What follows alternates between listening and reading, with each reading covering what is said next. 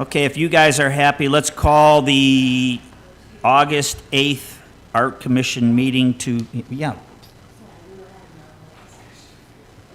Well, let's just, no, please, finish. Okay, we will pause. We haven't called it to order yet. Waiting for everyone to prepare, everybody to get their glasses. All right. Okay, let's call this to order at 5:03. We would have been on time if it wasn't for a little chit-chat that was going on. So August 8th, we'll do the roll call. Carla. Here.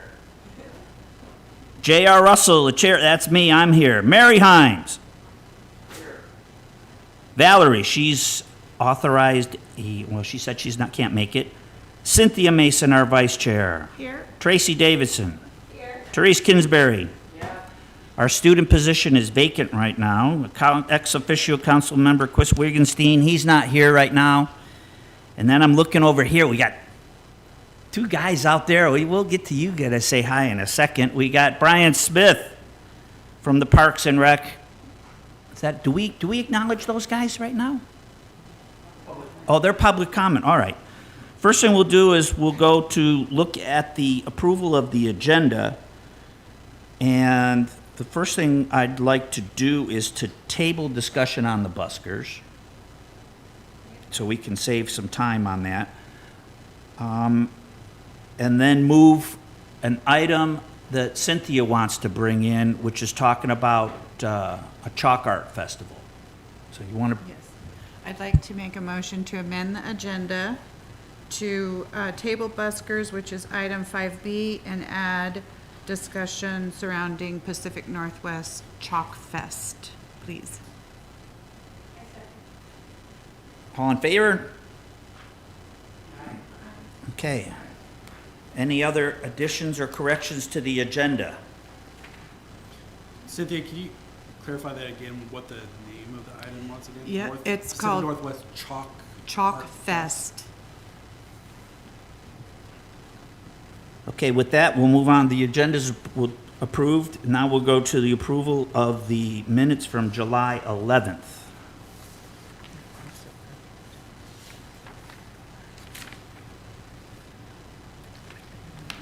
I'll make a motion to approve the minutes from as presented. Second on that? Okay, are we good to go? Everybody like that? Okay, approved.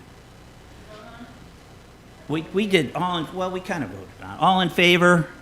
Aye. Carla's gonna say aye. Are you gonna say aye, Carla?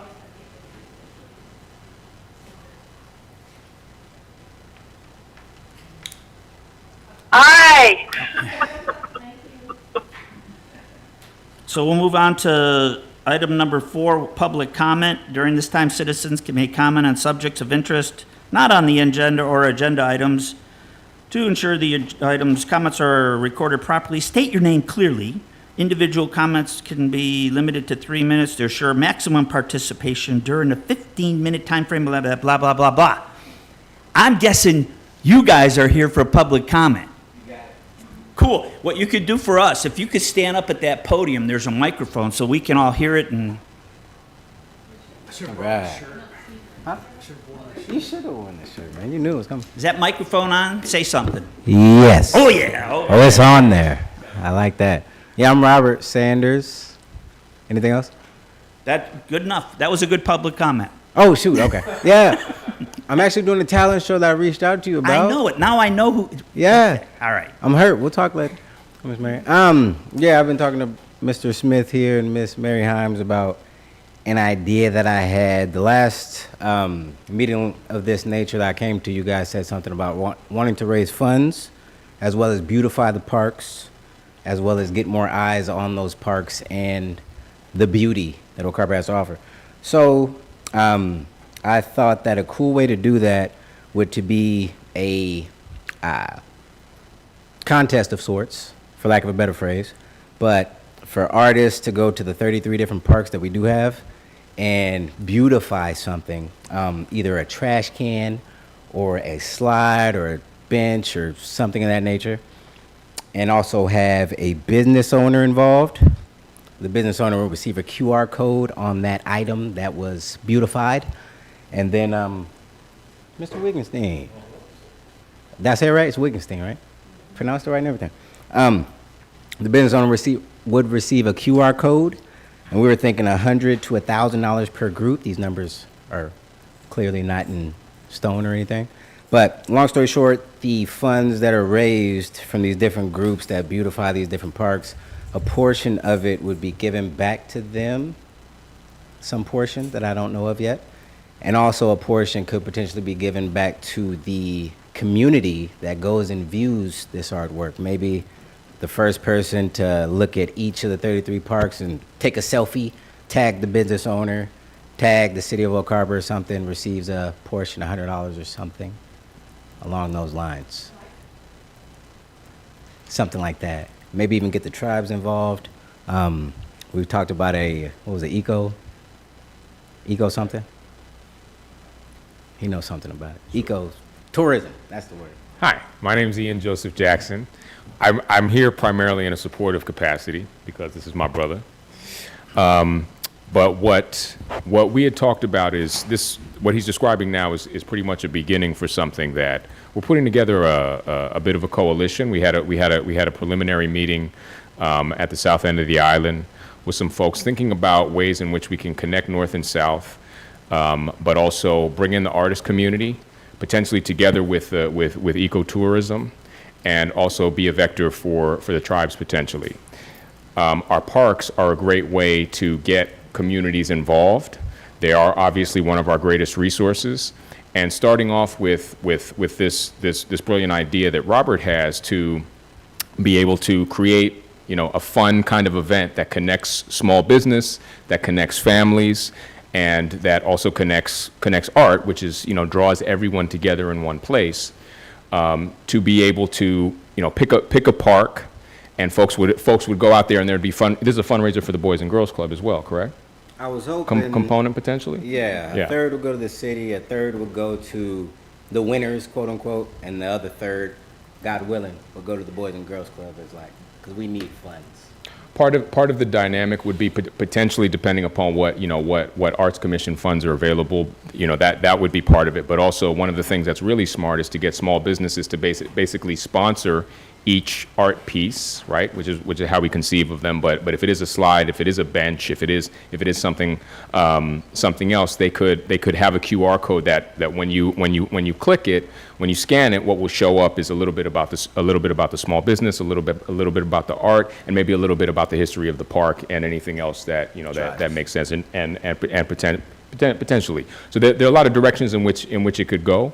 But that's pretty much the idea. So getting and then there was a brilliant component that he was thinking of as well later, which is creating some just bringing in other elements. But I think it's a great start to bring groups together, beautify the parks. And everything. That's it, right? In a word, wow. You like it? Actually, the people that you don't even see right now because Bobo and Leslie are listening in right now, and they're probably just excited to hear what you guys are talking about. Love it. Because this is all stuff that we're looking to, as we're developing our art plan to move forward. This is the exact kind of thing that we want to do. So the next thing, particular to you guys, now that you guys have come, we got to figure out how we can take action on what you're doing right now. To, just to have another, I'm open, Tracy.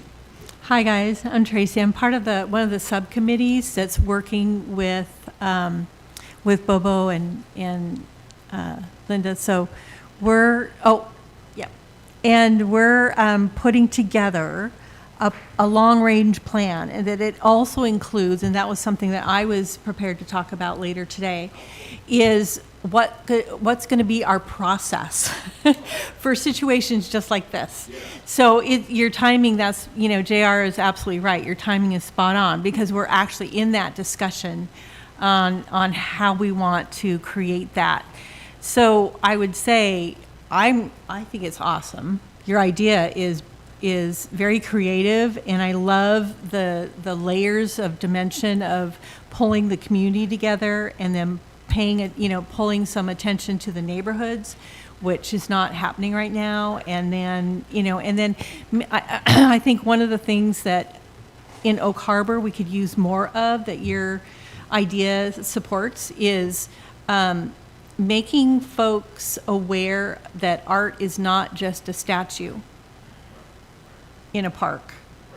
So I think that's just brilliant. So I think, yeah, exactly. Maybe you guys have something to add as far as a next step for us, since we're still kind of at the beginning discussions of process. Yeah, the two ladies that you see up in the corner on the screen, Leslie and Bobo. Oh, yeah, you're looking that way. Leslie and Bobo. I don't know what the camera is. Camera's away? Oh, it's right there. So Leslie, I don't know if you have anything to add on this? Yeah, I do. And first of all, thanks you guys for coming and being interested in your community and in making it artistic and all that good stuff. Yeah, so we are working on the art plan. I don't know if you're aware of that. But one of the things that we have heard, and we're going to talk process tonight, is getting art out into the neighborhoods. So we've got some ideas on that we've heard from a variety of people. And I think, it's really, I think, how to best craft that. You've put some good ideas in on that. There's been some interest in making putting art on the drains to have people more aware, not only just of a thing that they can do in their neighborhood, but also to make them aware that everything goes out into the bay. That's a thing. We've got an idea for Art Sparks, which would be putting a little bit of funding out for neighborhoods so that they could come up with some things that they wanted to do in the neighborhood. So I think those ideas, that we've heard and your idea could play really well together, and we should have some good discussions about how to accomplish the goals that you're talking about here tonight, because it's great. It is great. Actually, it sounds like, based on what you just said, I should say a little bit more about what we were thinking about going forward, because partly the reason why Robert mentioned the tribes was I was suggesting that you could start a little bit smaller, but then grow into a situation in which you invite artists from other communities to aggregate here. And actually take a park. If you invite, a select number are from the island, a select number are potentially from Central District or Seattle, because we're putting together a BIPOC coalition, and a certain number are from the tribes who are also participating in this project, which is good because we're stimulating the economy by bringing folks in, creating an opportunity for collaboration and creativity, which I think the island overall can really benefit from. And then we were talking about the ecotourism piece because we have so many resources in terms of UW and other academic establishments here to be able to invite them to learn more about what we have in these beautiful parks, because we have medicine, we have food, we have clothing, we have things that have been utilized forever in order to create four cultures that have lived here, and we don't know that information. So how incredible would it be, and also potentially to be able to create jobs if it ends up being a situation in which we want to have folks who are participating in building larger artist installations, or just in terms of beautifying it, bringing the community together for days to do whatever at whatever it is, if there is an art installation, if that is something that you're interested in.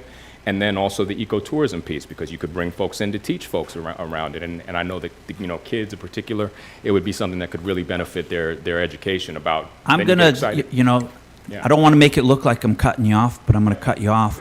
Only because you're saying exactly what everybody at this table continues to say. And what I'd like to do is invite you to stick around for the next part of this. The thing that's on the agenda is talking about the art plan and what's going on, so you can hear more. Because now that we've heard you can hear some of the stuff that we're doing, and more importantly, we got to make sure we get you all your contact information, because the names, and how to get you guys involved will be important. I'm an artist located on the south end, and I can give you my website and stuff so you can check it out. Tracy. Thanks. Yes, that's exactly what I was going to say. And I was going to take a step further. If it is something that's amenable to the commission here, is if you could, you have so much, you could probably write 10 pages or more on what you just proposed. But if you could maybe just in a succinct way, just so we would have that as a record and remember, and then include your contact information on there. But just put a 1-2 page proposal together of your ideas. We would love that. Yeah, absolutely. Thank you. Mary, you have something? Hey, JR. Just because I know Robert is modest to a fault and didn't really give you a lot of background, I'll tell you a little bit about why I was fairly excited when he approached us with this idea. One, Robert is one of the visionaries in the community. He's one of our key stakeholders. He's a lifelong native of Oak Harbor and is the current executive director of the Boys and Girls Club. He was one of the top graduates at Leadership Whidbey and served as an officer at Epic Financial. He was one of the founders of On Our Own Arts, LLC, future president of Whidbey Island, and one of my favorite Oak Harborites. And so he has kind of this interesting background of economic development, arts, recreation, youth, activation of the community, and I think would be a powerful partner for the city to put on an event like this that would help bolster both what we're doing with the arts plan as well as highlight and get people out and interested in all the renovations and new things that we're doing in parks. So I appreciate his ideas. Well, with Tracy, I'd like to invite you guys to play with us at our subcommittee meeting, because we're talking about outreach on one of our subcommittee meetings. So, and that's just a couple of us getting together so we can share some ideas and develop them, and then look for the one important thing that we can bring to this council and say, hey, okay, we've got an idea, we want to go forward, then we can go forward to whether or not it goes to the city and how we can make some of these work. So, welcome aboard. Okay, if we don't have anything else, why don't we move on to, oh, wait a minute.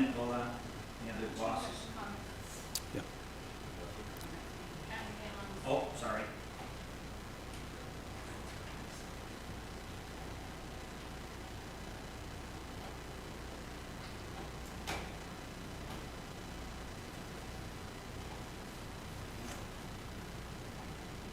Mikhail, these were presented to us in our packets too, correct? Okay, okay, okay.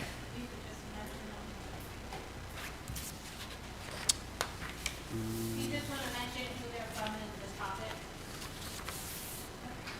I don't see him in the packet. I don't have it. Yeah, I don't either.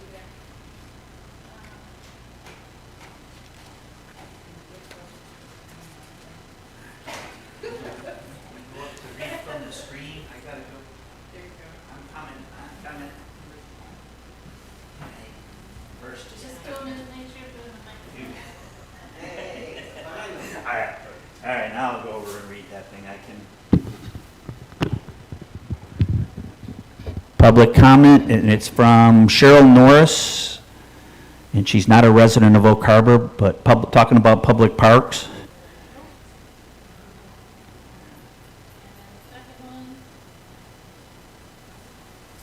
And another one about park land sales.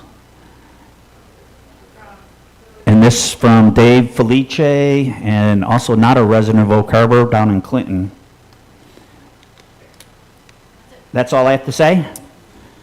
You made me I came all the way down. You guys are here shaking hands.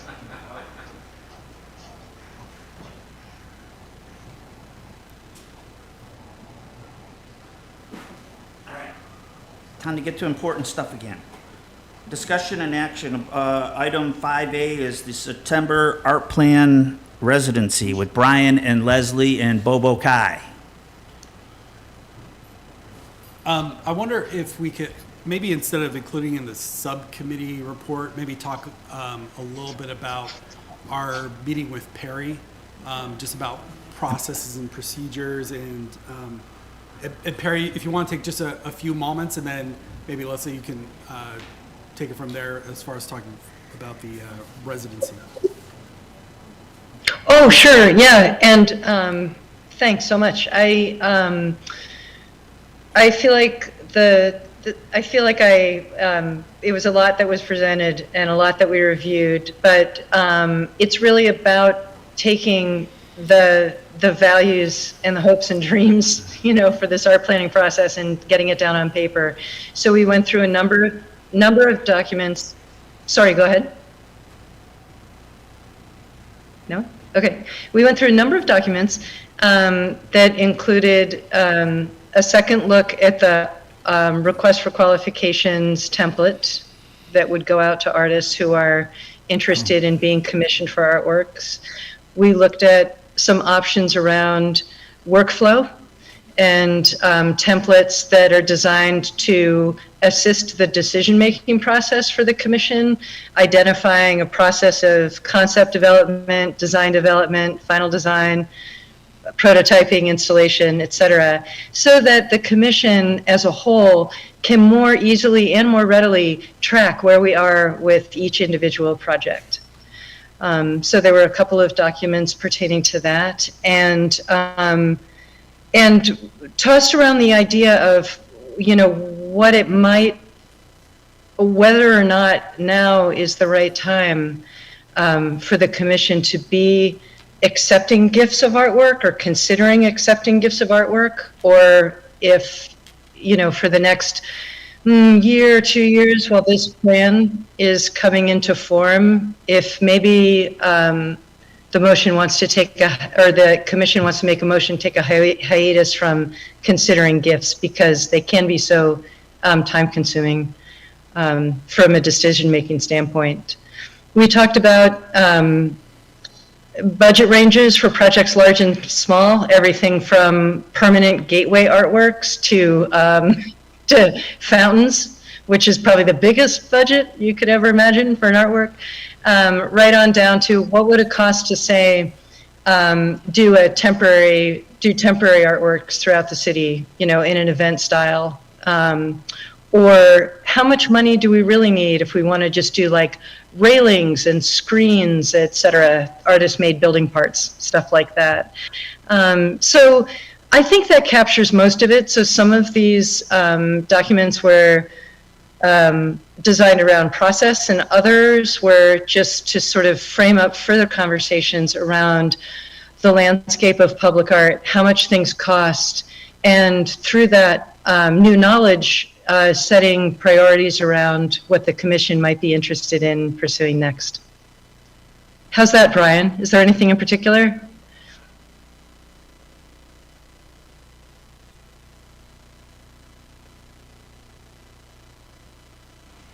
Actually, I had prepared to talk in detail about what Perry shared with us, if we want to do that or have time now, or I was planning on doing it during the subcommittee.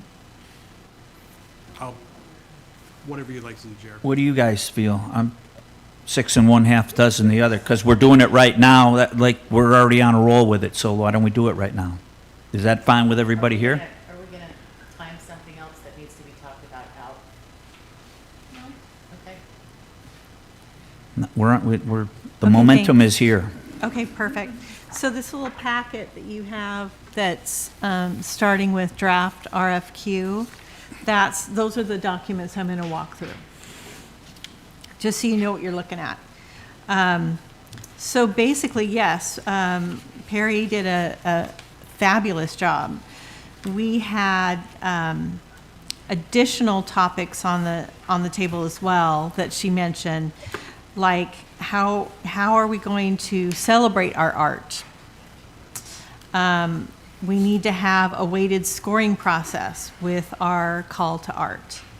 We need to balance process on requesting art with keeping the process open enough that the artist doesn't feel like their creativity has been squashed.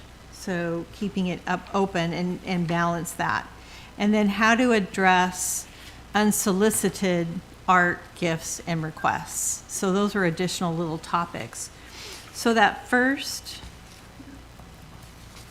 the draft. So basically this is an actual sample of what we could draft for a request for art. It has a little beginning of, the city of Oak Harbor is seeking a Northwest artist, or whatever we want to say, blah, blah, blah, blah, blah. We give a little background of Oak Harbor. We give a little description of the project. We do a little artist scope of work. We talk about what is required in the application, things like letter of interest, a resume, professional references, work samples, things like that. Include a budget, include the selection criteria, the process, and then I think this is always smart. There was a little inclusivity statement at the bottom. How we're going to notify everybody of the results, and then sincerely. So I thought that was a nice beginning request for, yeah. The next document, I don't want to take too much time, guys, because you can read them. The next one is actually an idea of how we can process the public display and the public art. But it also, what I liked about this one is it included the payment milestones to the artist, which I think was important. Something I didn't know. So as an example, that first one, concept development, was 10% milestone payment, down to, the final design was 50% of the payment. So I think this was a good idea of, the things that we need to consider step by step with art placement. In addition, Perry had mentioned typically when we are choosing artists that submit a proposal, they are paid $1,000 for that submission.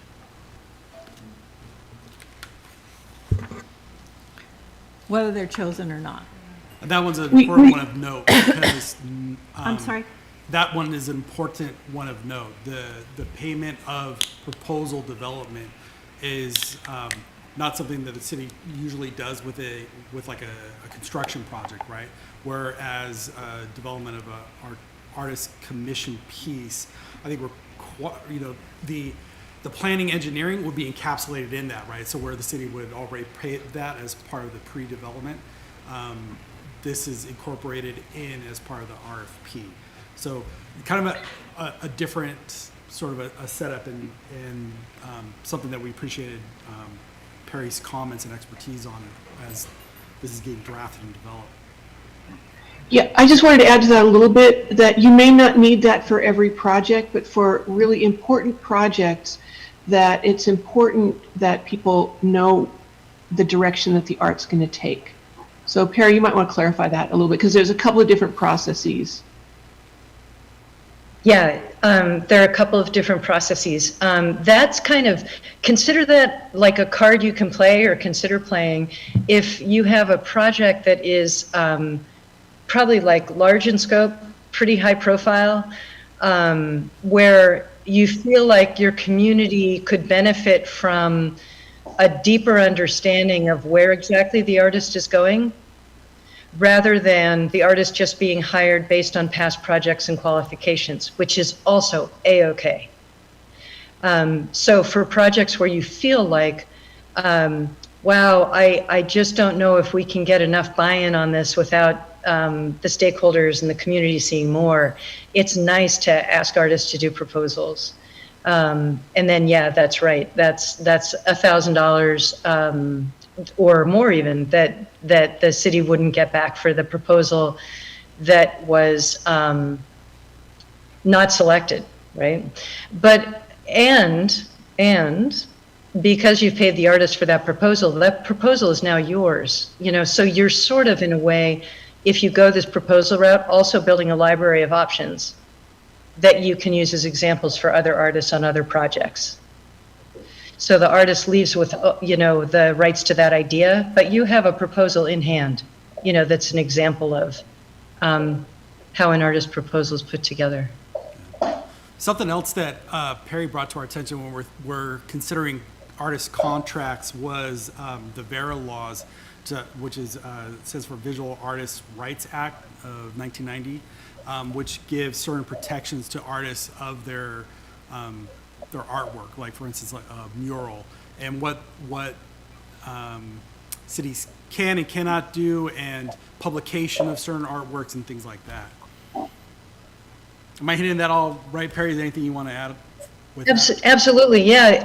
I mean, the gist is just that it's really good that these laws are in place, and it's a great thing for the city and a great thing for the artists. What it boils down to with regard to murals is that if the mural is produced on something, a material like hardy board, say, or plywood, or something that can be removed from the skin or facade of a building, then that can't be modified without working with the artist to do so. However, if most of the ones in Oak Harbor are painted like smack on the sides of buildings, like not on materials, and therefore it's up to the owner of that building to maintain them. I don't want to get into the weeds on this, but I just think it's really important that there's some language written into the contracts that say, we're aware of the artist's VERA rights, and if the artist has questions and they don't know their own rights, here's where they can find them. Do we ever invoke those rights? Probably never going to end up in a situation where we have to. It's just really good practice to have it in there. Thank you. So there's just a few more documents I just wanted to cover really quickly. So commissioning of an artwork, that document, this was great. It was just a how-to on 3 processes: commissioning, relocating, and say that for me, Perry? De-accessioning. Yeah. Mm-hmm. That word. De-accessioning, right, rolls off the tongue, right. De-accessioning, making it go away. Right. I thought that also what I loved is on the very first one, that commissioning of artwork, the questions, those in bold at the top, those are questions that we need as a commission to ask ourselves before we put an RFP draft together. So I thought that was really, really useful. And then the next is how to keep all this organized in terms of going from start to finish, and even after finish, really, in some regards.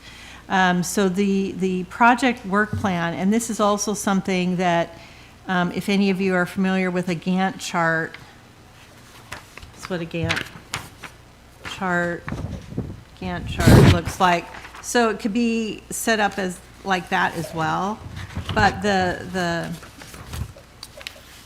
work plan I love about it, not only does it have your basic timeline and what is the task and things of that nature, but it includes well, of course, a status, but I love that it includes priority. Is this a high priority? It helps us distinguish and make choices.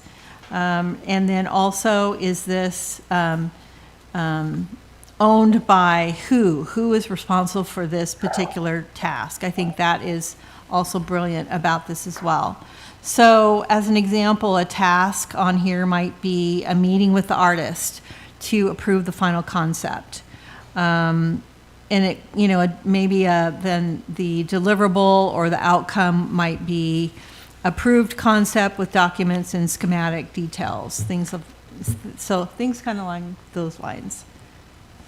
And then the last was a couple ideas on how we can organize our budget.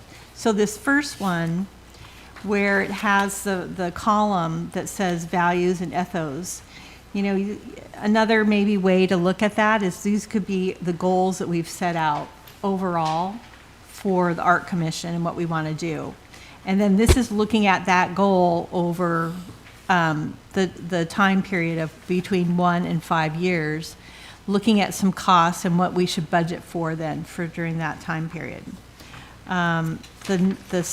Last page, the last one, is looking at the budget from a different aspect, looking at it in terms of types of art, types of locations, whether it's going to be a permanent or temporary, and then a basic budget for it. So these are good starts, I think. I found them very helpful, and this is much needed for our commission, so thank you. Well, thank you, Carla, Cynthia, Tracy. I think that's our subcommittee, right? Is that right? Thank you very much for giving this so much attention, and I'm glad that we're off to a good start, and I really look forward to hearing your feedback. If there's anything we need to detail out, otherwise I'll just keep plugging away. Cynthia? Thanks. Just to add, thank you, Tracy, for giving that report for us. Brian, you were going to provide them a sample of what the city's database already looks like for our final package, right? Yes. Okay. Yep. And then the other thing was, collectively, this subcommittee thought it was a good idea to table any gifts coming in until this process is in place.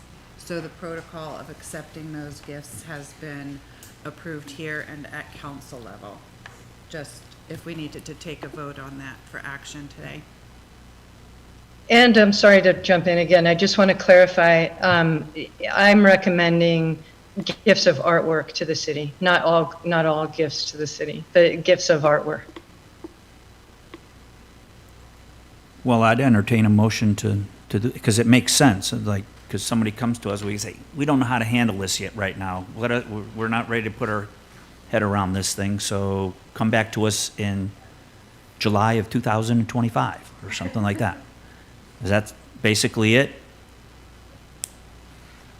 I'm thinking it's a timeline that makes sense for where you feel like you can really start to implement some of this plan, you know? Like, maybe it's 2 years, maybe it's a year, whatever feels right to you all.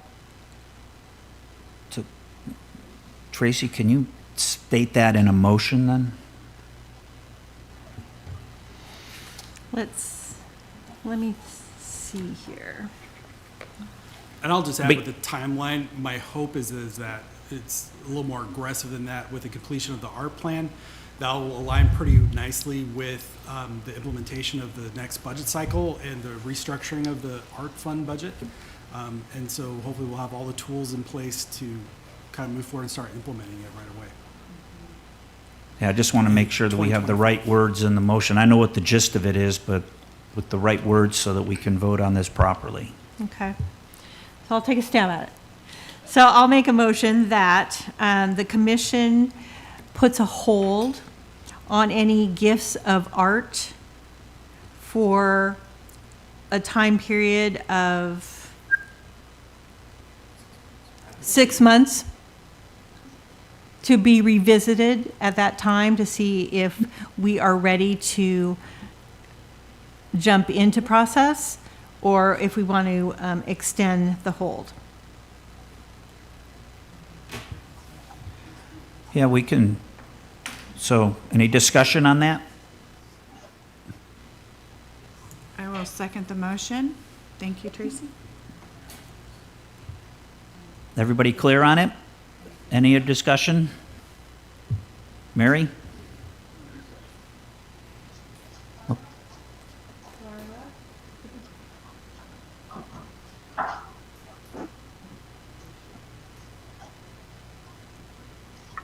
Carla.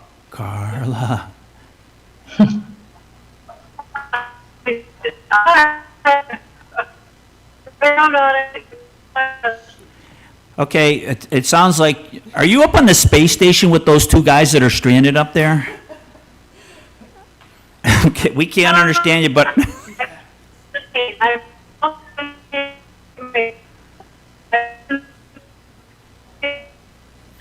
You're breaking up, Carla. If you're able to, you can type in the chat. I can't, I'm driving. There, now she's back. She's got a. Oh, she can't. She's driving. Yeah, Please I'm do not operate driving. a mobile device. I'm almost there, you guys. I will just also add that then just a quick math, it would be August through December would be the 6 months. So the end of the year, calendar year. All in favor? It's unanimous, so we're in favor of that. Motion passed. So now we can go back to 5A, which is more about the art plan. So I'll turn that over to Brian and Leslie and Bobo and anybody else that's playing. You want to start out, Leslie? You're on mute. Leslie, you're muted. You're still muted. Leslie, you're on mute. Sorry. So, Bo, if you can bring up the slides. Yeah. We like visuals. You like visuals. You're the Arts Commission. So we wanted to do a quick just report back on our time in July and where we are in the process. And really great to have the report and the confidence on some of these technical issues that is part of our charge for this plan. I think the other thing, and it's very, very timely with the folks that spoke earlier tonight, is how do you figure out what things to do, right? So it's a big, big question here. So yeah, let's make that big. Here it comes. So we worked on our first outing with you all on hearing what people had to say and then organizing them into some themes and ideas. And it's interesting. So we checked in with people on those themes and ideas and got, I think, a lot of input saying that those were on target. We wanted to check in with you on the survey. Whatever you did after our last meeting worked really well because we got basically a flood of survey input. We'd love that same flood on the Oak Harbor Art Is. So our next step, and we'll go, then just really walking through the agenda. The synthesis is taking that world of ideas and going, well, how do we get from a world of really awesome ideas to an action plan where we're going to actually make some of them, if not all of them, happen? And then the last thing we want to do is talk to you about coming up in September and how we can use that time as well as possible. Okay. Bobo, maybe you could have full screen going here. Yeah. Am I showing full screen now? Because it's full screen. Not in on mine. there. I No? see it. Okay. Let me. It's not mission critical. How about now? It's full screen for me for what it's worth. So maybe it's okay. All right, we'll carry maybe on. it's gallery Okay. view instead of full screen or something, Leslie. I don't know. It's fine. Okay. Okay. Move it forward unless I'm not seeing that either.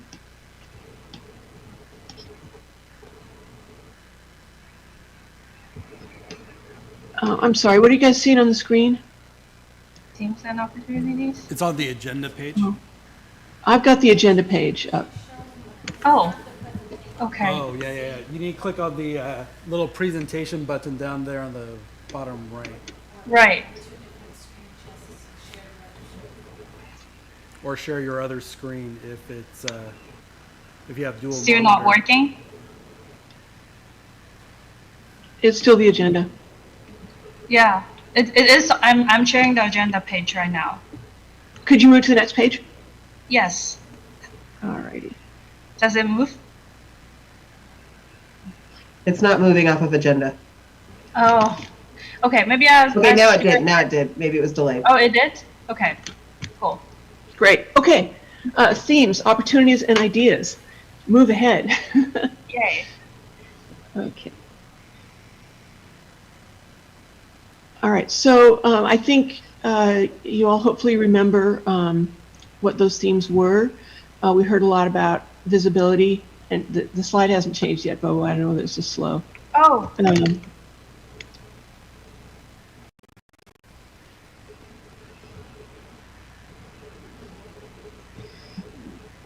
weird. Okay. If that doesn't work, I can try sharing. Is it moving? We're on Yeah, no, visibility good. now. Okay. Okay. Yeah, so we heard a lot about visibility. And so people had ideas, we all had ideas about the kinds of things that could address the idea of having the arts be more visible in town. There's definitely interest in the idea of some strong gateway elements. There are a lot of gateway elements out there, but most of them are really not of a scale that really can compete with Highway 20 and some of the signage on it is commercial signage. So one of the things we've got shown here is the gateway at Wisp, which is a town in eastern Washington. It happens to be where Perry lives, and this is a gateway that she and Craig Howard did, also on Route 20. And I know one of the electeds was very excited about the ability to get a gateway that was acceptable to WashDOT. So anyway, that's one of the ideas for visibility.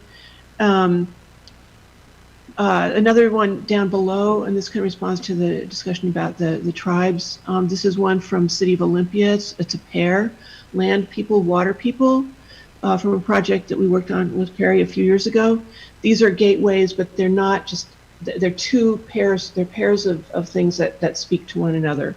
But those were really interesting projects that I think have made a big difference in those communities. Another really great idea about visibility was let's do something big. Now let's just go big.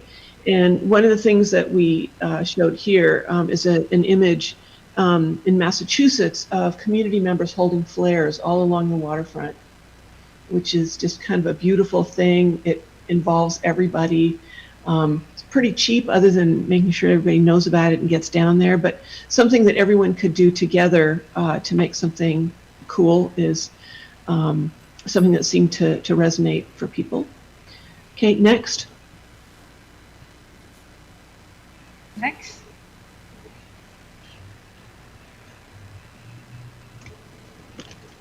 Okay. Connectivity. Connectivity had two kind of components. One was connecting physically. The other is really connecting to people in terms of getting word out about things, getting people to show up, getting people to talk to one another, maybe work together. There are a couple of connectivity ideas that I think are pretty interesting. The top image is of Dock Street, and there's one block really that starts to connect Pioneer Way to not only just the waterfront, but where the Angel is going to show up. And I was talking to one of the people that we have interviewed since we were up there last, who said, I can hardly wait till the Angel shows up. And there's been so much controversy about that it was really wonderful to hear someone with a very positive take on this major sculpture is coming to town. And I think one of the opportunities in the near future is to try and celebrate that, like Perry was talking about. How do we celebrate all the artwork, and that celebration is part of its meaning.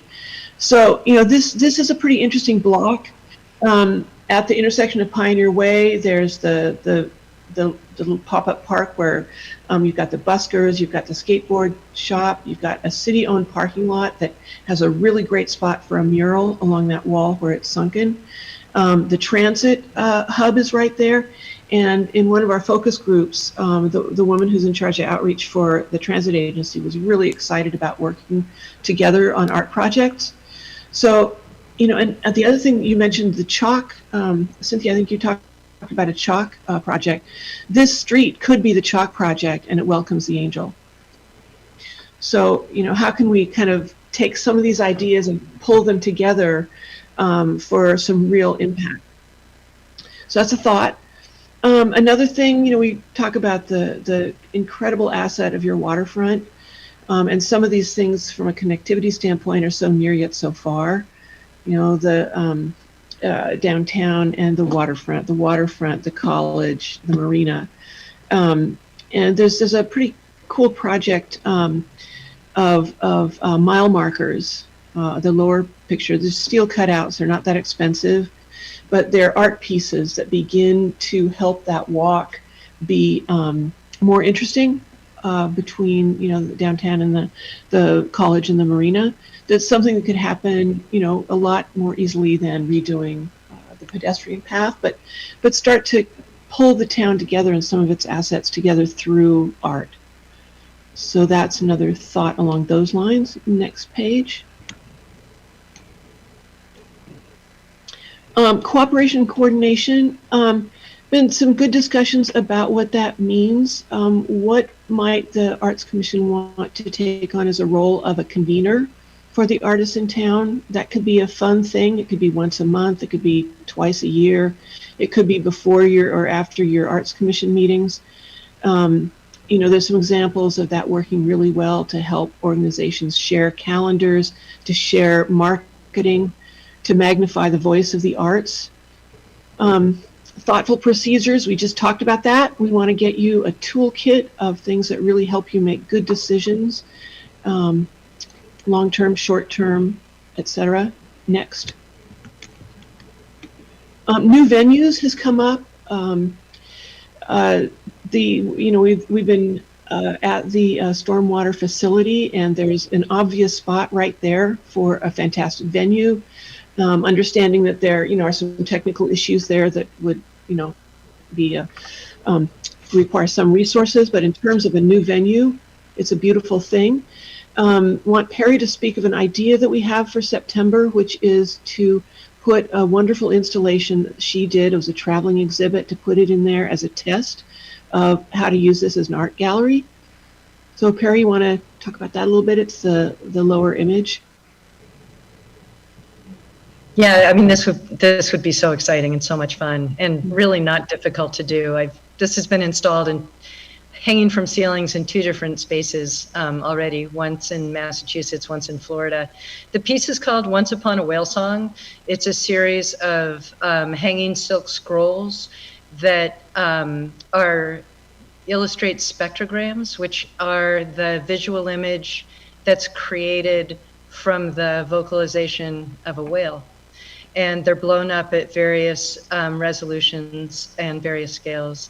So these would hang in the space, and then through the space would play the songs of humpback whales, and also the sounds of researchers speculating about what they're hearing. So I worked from the very first recordings back in the 1950s, you know, like these bioacousticians, right? These marine biologists with reel-to-reel in their lap in these tiny 17-foot boats, hearing things underwater saying, you know, I think that's a whale, but I'm not sure, you know, and if it is, what does that mean and what kind? And the people that were doing listening at that time had musical backgrounds, so they knew that whales had song structure, right? It would only take it could only be an artist and scientist person that could figure out that a sound is a song, right? I wouldn't know, I have no musical background, but they knew.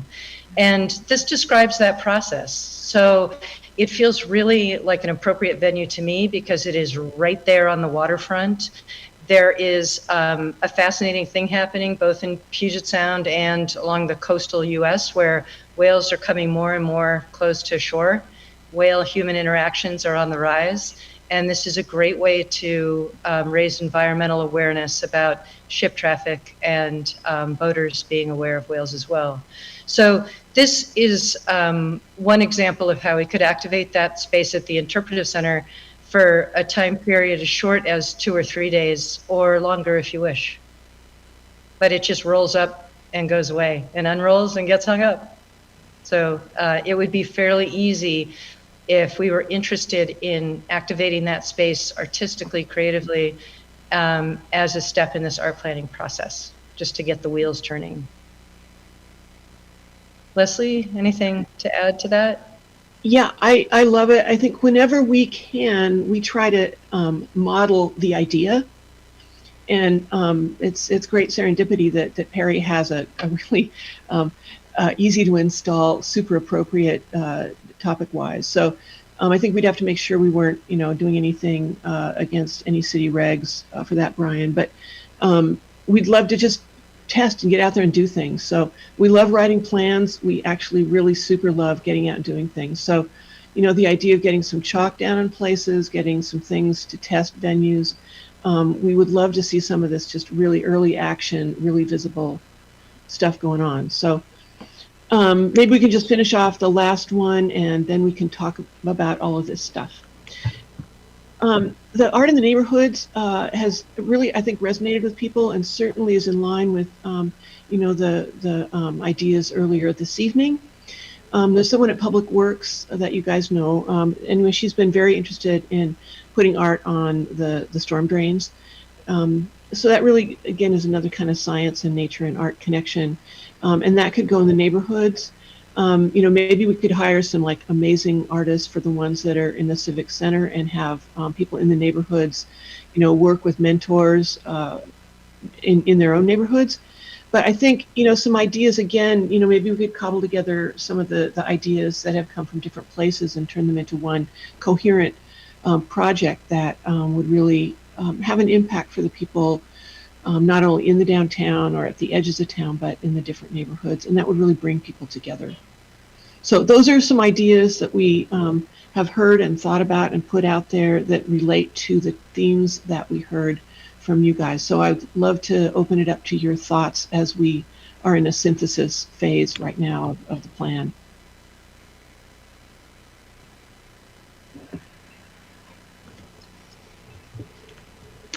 In another word, wow, back to Perry's thing.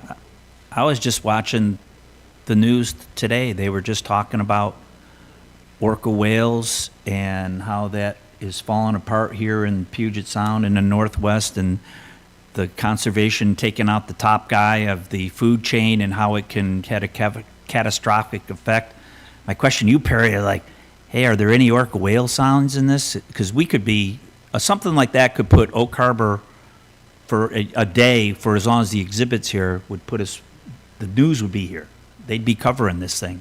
And then they'd walk right by a statue. So. Yeah, that's right. The whales are there.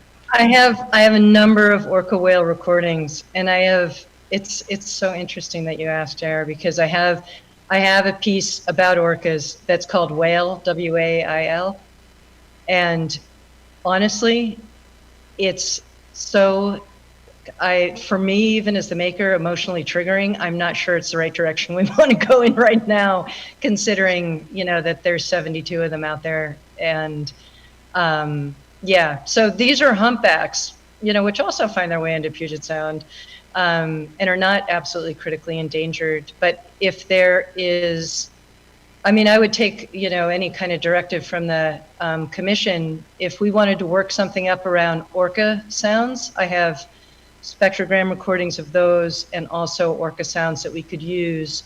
And it wouldn't be as plug and play as Once Upon a Whale Song. But, that's also a possibility. And I'm so glad that there's local awareness around this issue with the orcas. It's a tough one. Mary. Thank you. The idea to use the interpretive center with a kind of a soft type of theme is appealing because it's not aggressive. The population of Oak Harbor is not open to being bombarded with art. However, this is something that ties into where we live and what the kids get in school, all the things that people identify with living here in the Pacific Northwest, which also allows for other parties to then visit as well, drawing in past that 50-mile mark or as a destination location, where then you end up having a situation or an opportunity for our constituents and visitors to intermingle with each other and to get a sense of the peacefulness actually of the whales and So I really like the idea that this type of thing can be available. 3 days isn't enough, but I think that creating some type of exhibit this way will open the door for future things, and also using the interpretive center in a way where it's just not sitting and taking up space and repurposing it for the community. So I'm really impressed with this idea. That's great. Brian, we could work with you in terms of the exiting, and maybe there's maybe we have to work with some other folks at the city. If we want to do this, we'll help iron out some of the technical issues. Sounds good. Cynthia? So, again, you're asking for input on ideas, and again, we have so many wonderful creative ideas. Not wanting to kibosh the timing of this, because we're all really excited to get moving with the process and the planning of this. I would ask that we put this on our list that we've developed and try to prioritize this as we work through this plan process of all of these ideas. So it's not all of a sudden we're going to jump on this Once Upon a Whale song in the interpretive center without losing focus on getting to the finish line with this plan. But maybe it's part of the celebration of the plan being accepted by City Council, and we unravel that exhibit at that time. So without tasking staff more than they already are with their day-to-day jobs, plus everything we want them to do, along with all the other commissions, I would hope that we could take this idea and make it part of the celebration of this plan coming together. Perry? I'm really glad you're thinking about the timing, Cynthia, because that's a really important piece of this. And temporary art affords that sort of drama of an event in that it goes up and it comes down. It's not there forever, you know? So whatever timing works, and I really do want to be sensitive to everybody's workloads, of course. But if it's something that, you know, comes at the end in a form of celebration, wonderful. Or if it's something further down the road, I just appreciate you all considering it. Yeah, thank you. Yeah, Cynthia, it's a great point. I think what we've got next is about the priorities. It's exactly to what you're speaking about. So there's a world of ideas, and those are just a few of a million ideas that have come up through listening to everybody. But here's what we need to do as the goals, criteria, priorities, and the implementation. I think the idea of putting something as a pop-up in there is not necessarily a project we're taking on, but just something we could do as if instead of just putting up posters, you know, in there for an open house. But any way that works is totally fine. So let's look first at the next slide, which is your marching orders from the city, right? So you should have seen this before. It's very broad. You know, you're supposed to foster arts and cultural programs for the enrichment of the city, et cetera. I'm not going to read them all. But I think it's important to revisit just, you know, what your mission is as we start to look at the criteria for some projects and how you would choose that. And a lot of these really, you know, match up well with the things we've heard, you know, development of the local arts community. You know, I think that speaks to connection and visibility. Coordinating and strengthening new organizations. So anyway, I just think this is something that should always be in the back of your mind, or, you know, front and center. So you guys have thought about these, I imagine, yeah? I'll take that as yes. Okay, next slide. Yes. I can't really see your faces. I can't read the room.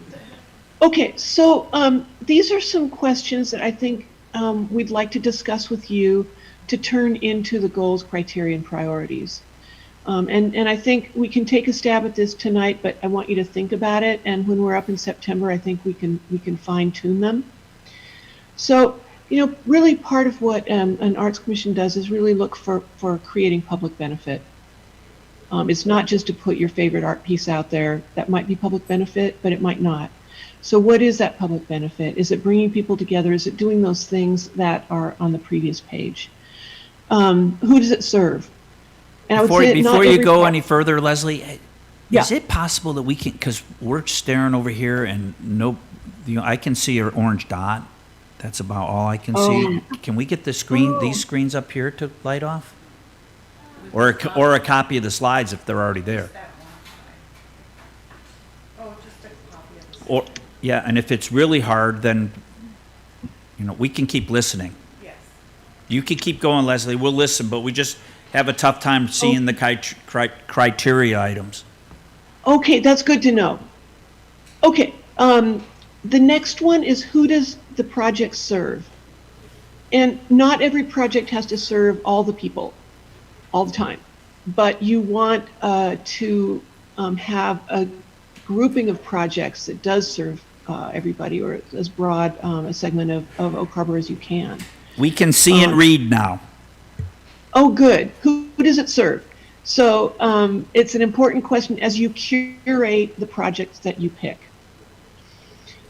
Does the project contribute to the variety of arts offerings? So not only are you trying to hit a breadth of people and their particular, desires for art that they might not even know about, but also a variety of art. So not just sculpture, not just murals, not just a gateway.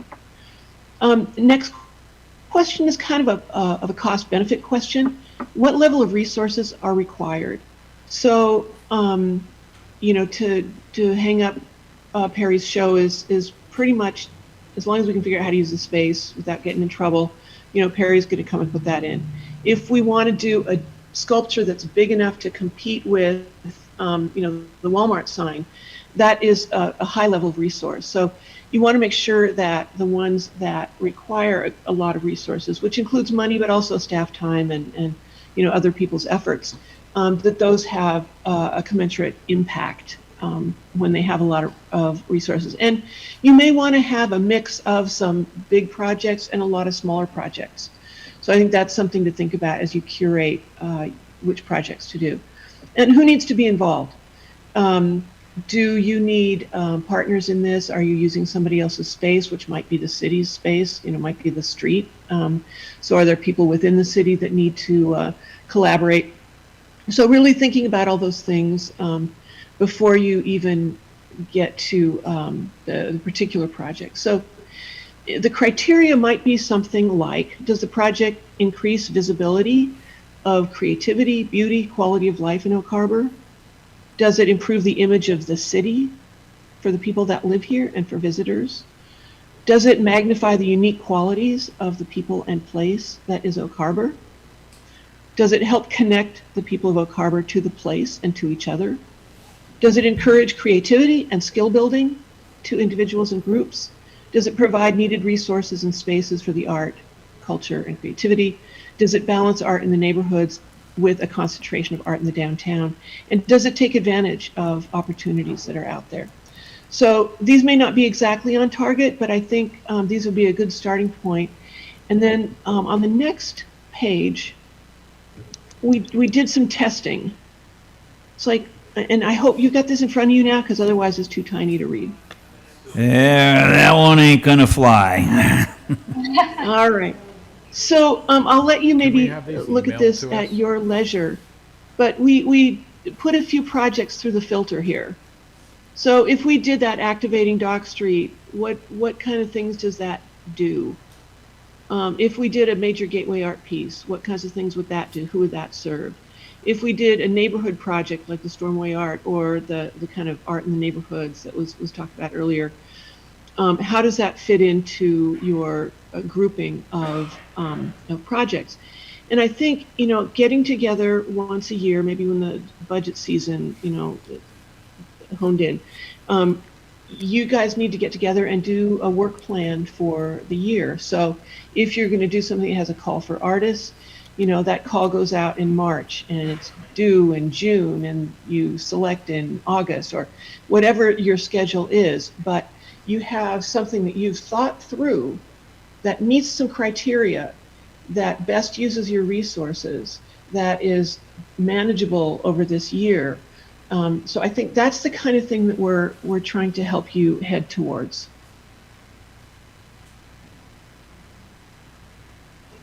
The floor is yours.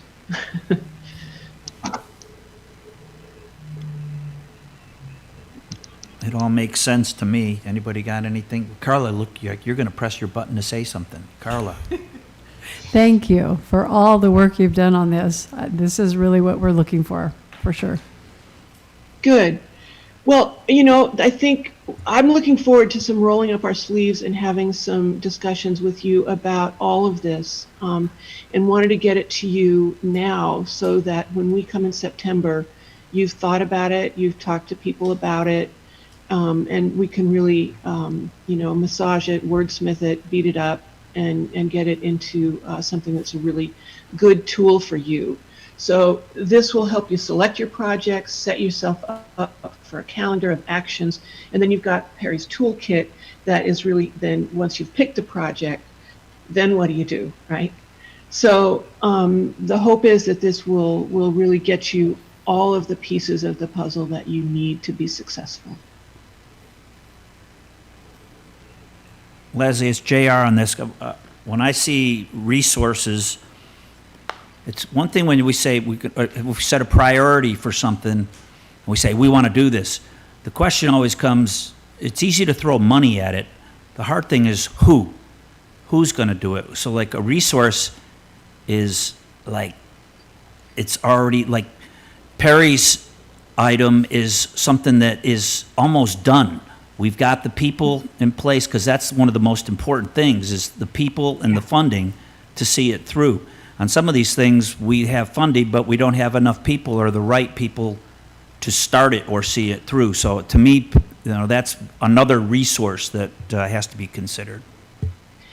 You're so right. The last one on the list there says take advantage of opportunities. And so to be honest, Perry said, I've got this mobile show. It's like, wow, well, that's an opportunity. Does it meet our criteria? Right? It's always got to meet the criteria. And that kind of goes back to, do you want to accept gifts of this gift or that gift or not? So there are going to be opportunities that are presented, but you run them through the filter. And you guys are a working committee, but there's only so much you can do. You're not going to go out and, you know, build everything. I think one of the things that is really important for a commission is you do need to be listeners, and you do need to have your feelers out, because you need those boots on the ground. And so those ideas need to come from people who have the enthusiasm that want to be the boots on the ground. You know, so we heard from some folks tonight that, you know, want to be boots on the ground. And that's really, really important. So how does that fit into your criteria? How does that fit into your year of actions? You know, maybe somebody comes up with the world's best idea, and you're halfway into your calendar, and you say, that would be great for next year. You know, we don't, here's where our resources are used for this year. So I think it's just going to help you regularize things, but, you know, it's always about people, you know? So who is going to do the thing? Because an idea is no good unless there's someone to implement it. And that usually means that there's some enthusiasm from somewhere. And it will be from you guys, but it will also be from, you know, whether it's the school or the folks that are running stormwater. So I think you're asking really good questions. Okay, Mary. So to JR's point about who and how, I think that as a commission, I don't know what everybody does. I see a lot of people around town, but we go everywhere and we see people. Robert mentioned, you know, that he spoke to me earlier in community, not as an arts commissioner, but just an idea. We have lots of ideas that we talk amongst ourselves too, but how many people that we meet or that we are, how are we encouraging those meetings or just those cross touches with people and telling them the ideas that we have? Because every one of us walks in a different community. We touch different aspects of our community, different social levels, and getting the information to a Robert Sanders, who gets the information to an Ian Jackson, who is on the south of Whidbey, who in turn talks to someone else in Seattle. or if I go and I talk to someone because I was standing in line getting an ice cream, and are we prejudging who wants to hear us? Are we saying that, these people don't think it's important? And I don't know if we are or we're not, but just even the little piece of going and tagging your socials, Oak Harbor Arts is, because I've been doing that for 2 weeks every day. And now we have a number and we have a presence. It's that easy. It's not hard. I've been to events, taking pictures of chalk on the ground, and there it is. These are events that are happening every time I see something that is going on in the community, because one of the things is that people don't understand that art is just chalk on the ground, or it is the bicycle rack. I think we heard this earlier. And so every time we say art, and a part of this community is saying, that it's the sculpture or a painting, and those aren't the things. They're children that are making art. They are drawing pictures, and then they are sticking them in windows and businesses. And are we taking those pictures and posting them, or talking to the business owners that are posting those pictures?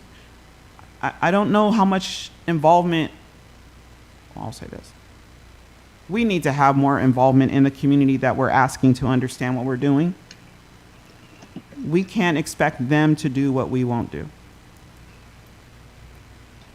That's it.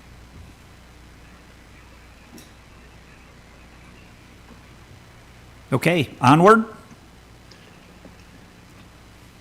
Okay, one thing I would say is one thing that we've seen in Renton, they had a space available. The city did, and so they put out a call for people to use the space. And sometimes, like we're talking about the sparks in the neighborhood, if there is a call for neighbors to get together and do something in their neighborhood park, for instance, that kind of thing is you're actually testing the waters to find out where the enthusiasm is, and rewarding where that enthusiasm comes from. And people love a reward. It doesn't take much. If I give you a red sticker or something, it's like, wow, I got a sticker.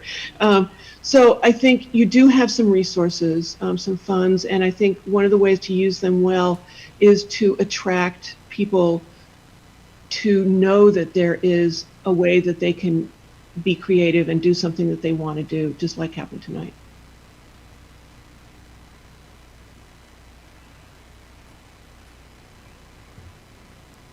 So is that the end of our discussion on item 5 on the art plan residency, or is there more? Well, yeah, we want to talk about coming up in September, because we'd love to spend a lot of time with you guys. We love you guys and spending time. What I'm hoping to do is to have some really good discussions about all the stuff that we've been talking about tonight, to really have your input. It's your plan, and it's important that you embrace it, and it's what you want to do and the way you want to do it. So we can put some stuff out there for you, but we need you in the room, in the discussion, to buy into how you want to implement your work. So I think Bobo might bring the slides back up. We've got some thoughts on that. We thought we could come up Thursday night for your next meeting and be there in person. I think when we had the working session, that was really great. So if that works for you guys, we could have another roll up your sleeves session and really look at all this stuff that we pulled together and craft it. Absolutely. Great. That'll be fun. We were talking about a drop-in session on Friday night, and then we would be there for the military appreciation picnic with like a booth and a presence with as many of you as possible. There are some folks that we've been trying to connect with to do some interviews. Not everybody's gotten back. I know summer is a little weird for finding people sometimes, but Friday I think is another time we could sort of do some cleanup on some folks that we haven't been able to touch base with, just to make sure we're using all our time while we're there. In a really, And Leslie, not to interrupt you, but I'll interrupt you. Can we get a copy of these slides so that we have all this? Because right now, people are snapping pictures of the screen and stuff like that. Of course you can. And I'm sorry, Jared, and just to confirm, our next regular meeting is the 12th of September. And then you're talking about a drop-in on the 13th, and then you'll be here for the military appreciation picnic that weekend. Correct. Okay. Would that be available on Zoom, Which thing? the meetings? Sure. Are there any ideas or thoughts about how we could better market the public drop-in session?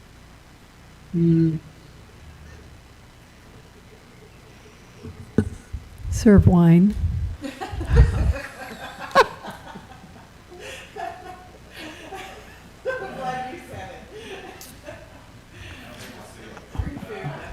One, if So something happens to show up on a table, It's a Friday, right? School is already in. School already started.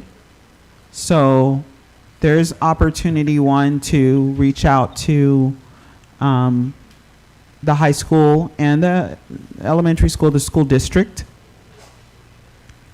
So there's school district opportunity. There's Mr. Sanders, so the community, Boys and Girls Club, Big Brothers and Sisters.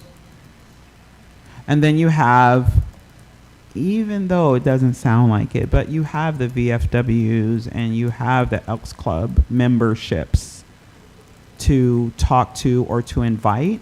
And you have time now, it's a month away. And so those are just examples of tapping into community efforts or community organizations that are already here. Even going to, we have Regency. Do you know how many people are in Regency senior homes that want to go outside and get around, and actually who aren't being heard anymore because they feel like they're stuck, but they actually have opinions and read the newspaper every single day, and they vote. They That's a do, great but they do point. have, and so that could be an event that one Island Transit can, if people are not mobile, but that some people do have transportation, and sometimes they drive, but they just don't know what to do or have people to tell them that there are things. So those are some ideas. Those are great ideas. How about we ask one of the performing arts groups at the high school to play?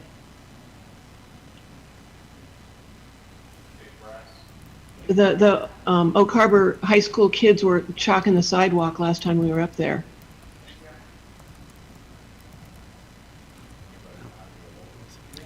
I do. Leslie, I don't think our stakeholder list is too far off the mark for this either, so we can revisit that. I certainly have a contact for the local musicians, young musicians. But to Mary Elizabeth's point, we've just all been here a long time, and Oak Harbor takes a lot of spoon feeding to participate in things. So I consider our efforts to this point really successful. I think that from my own perspective, our flyers that we're putting out there inviting people might be too busy.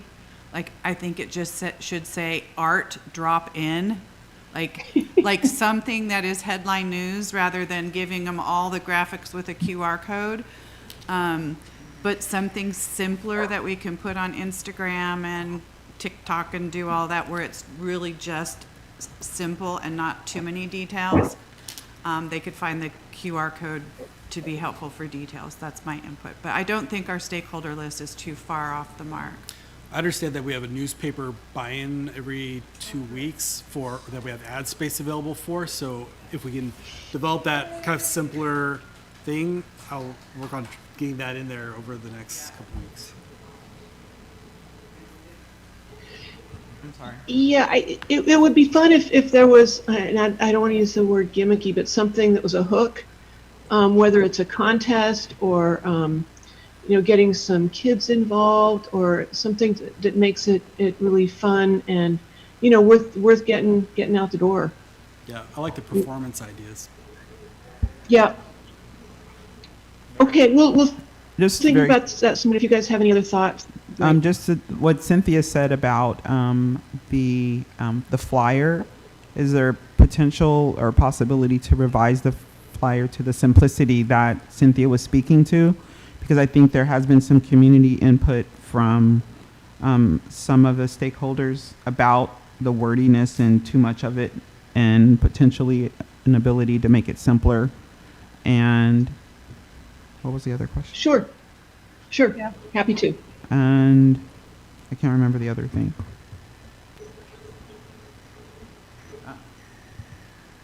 Tracy? Well, and I do have an idea on Carla's idea of wine.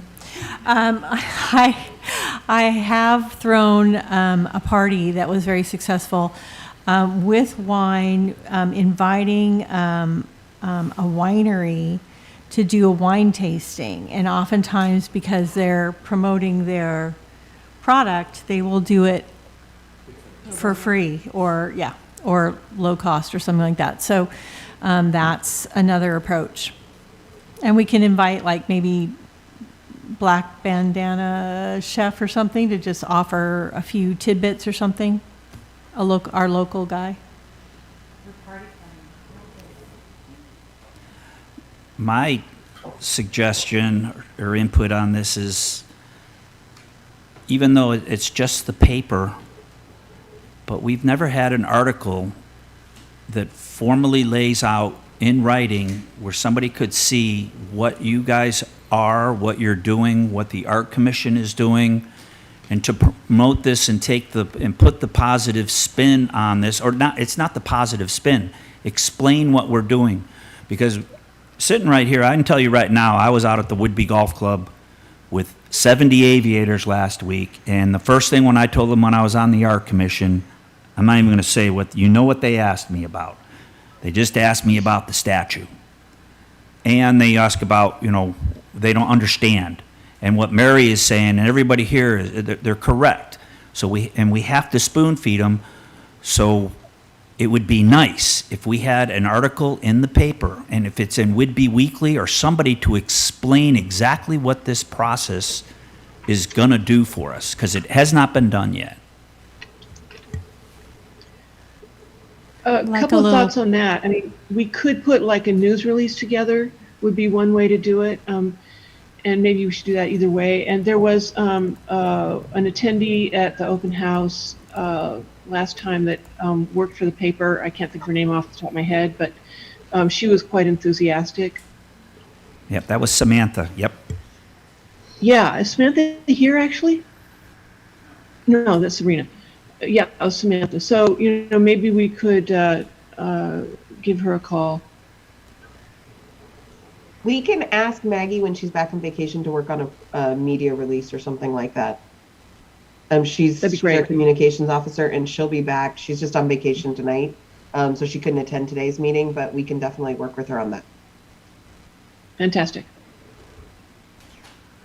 Do you feel like you need language from us so that people understand what they're dropping into or dropping in for, JR? You just kind of raised this little question in my mind about, we're asking people to come on down. Do they know what they're coming on down? They don't know why. They don't know if they should. Why is it important to them? And what kind of expectations? But if you could get people to be excited about seeing the progress and where this is going and what this brings to Oak Harbor, like I said, we're not very smart up here. Apparently, Oh, did I say that in my big microphone voice? No, we just need to be. We need to be led. We need to be. Things need to be explained to us. Yeah. Okay. I want to give that some thought, quick thought, because this is going to be here before we know it. But I wonder about that. And it's not in any way about intelligence. It's just about planning engages some people and not others. And maybe we need to paint a little picture of the future. I don't know. I'm thinking about it. Just the overcoming piece, and I think the reason I'm so like I am is because I'm not here as long as everyone else. I think that's one of the things. But art has become synonymous with angel. That's all whatever has happened in the trauma of COVID and art, that is literally, when you say Oak Harbor art, they say angel. That's literally it. And so that's what we need to overcome. We need to overcome that because it's not the angel. And so, yes, the wording and Maggie and all that. So Tracy? And to dovetail off of what Mary said, anytime that you're trying to introduce something new, which is what we're trying to do, you can't do it when it's all crowded with something else, which it is regarding the angel. So we need to release that make space now for something new. And we really need help with that.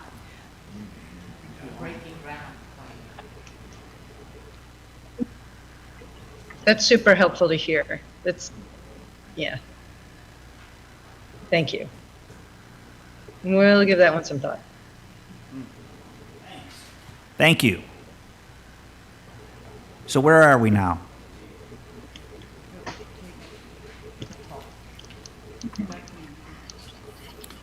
Okay. So the placemaking committee did not get a chance to meet this month. So they weren't able to review and narrow down the list for the commission to make the final selection. So unless you have other thoughts around it or want to have the discussion all together, I'd say let's push this. No, we'll push this. We can push this one. Or Tracy. I have a question. So I kind of fiddled with the spreadsheet because I can't read teeny tiny words anymore, and I needed it a little bit bigger. But when I did a review of the duck names, are we trying to pick like one line where we like the name 1, 2, and 3 all together? Or can we cherry pick this and combine different names together that we like that were offered by other people? That's a good question. That's my question. I think it's your rules on what you want to do. I guess I'd have to look back and see if we made any specification to the public when they participated in this. I don't believe so, but. No, I think we're just supposed to pick our top 3. Well, and we did promise that the winner would be notified and celebrated somehow, but we could have 3 winners. Yep. Thoughts?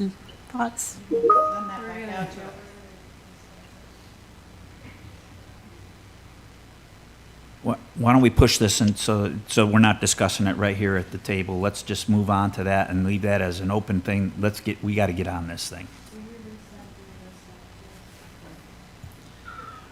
So now we can go back to the original 5B, which is Cynthia talking about did that talk? Yeah.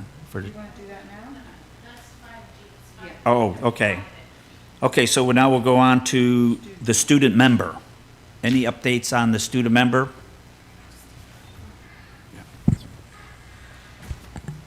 We have received one application for the Arts Commission. Because we're in the cycle, the next student term, which is September to August, will be starting. So we're soliciting for all the advisory boards to have student applications in by the end of the month, and then we will bring those to you at your September meeting. If there's only one applicant, then you're free to go ahead and appoint that one. If there's more than one, we can invite them. You can speak to them, ask them questions, and then make a selection. So. Thank you. So now where are we on to you? Is that what you're okay, subcommittee updates. Okay, we did one. Any other subcommittee updates?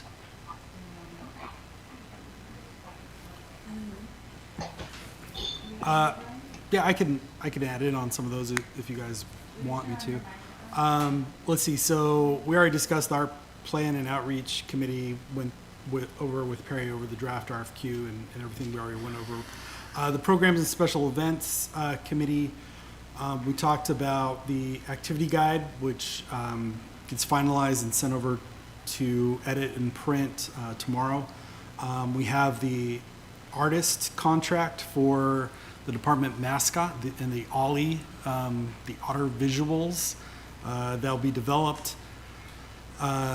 Is getting finalized, so the purchase agreement is done. We're just waiting for the signed contract back, and then I don't know what committee would work with. I guess Program and Special Events Committee, we'll keep it on that one. We'll be working with the artist for that. We also had some discussion around special event permitting and the skate park, which I guess our placemaking committee, or at least a member of it, was there for the meeting at the skate park to talk about the renovation of the skate park, really a cleanup and art event. We will do some power washing of the area leading up to a overlay of skate paint, which the group is going to try and get some in-kind service donations for. I know that the juvenile court also has some funds that can go towards that as well. And we had tentatively identified September 28th, is that correct, Cynthia? 10 to 2, I believe, to do that event. And there'll be some promotion leading up to that, where we've been identifying some stakeholder groups and organizations to help participate in that, and talk to actually quite a ways into developing what that event might look like. So we'll be having some follow-up on that. We have, I imagine at our next commission meeting, we can have more details on what the finalized version of that's going to look like. Can I Yeah. add to that, Brian? So this really excited me. At our last meeting, Stefania was here with Garrett. And when Brian's mentioning this meeting in the park, there were a total of 9 of us, which was the juvenile court system, Island County, a couple of the probation officers, Brandon and Brian and I, Liz, and am I missing somebody? Anyway. And Stefania. Yeah, and Stefania. This is truly going to happen finally.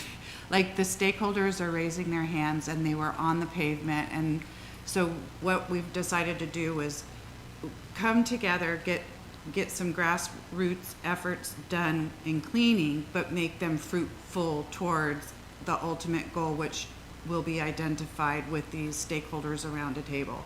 So the dream vision for this skate park, and how are we going to get there? So we're going to kind of funnel from the vision down. I'm very excited. I also, to follow up, I did place a call to Jessica Oz, who is at the Youth Coalition, and she confirmed that it's been on their agenda for several years too, but couldn't get connected in with the municipality. So she will be looped into the discussions for that cleanup too. So the stone is rolling. Yeah, this originally is and it still is, a capital project for 2027 to do a cleanup of the skate park, a little resurfacing as needed, and whatever else that looks like. You know, this commission really pushed, I think it was back in 2022, I found notes of talking about a project and kind of an event activation with that. So, you know, it's encouraging. This is very much a community grassroots pushed effort, which I always like to see. And if, you know, if there are aspects of it that the city can help support, we can take a portion of that capital project and kind of bring that to council, or look at our operational budget and see if we can help subsidize some of that. So it's encouraging to see. I'm curious to see what the community support is for it. So any way that we can help out, we will.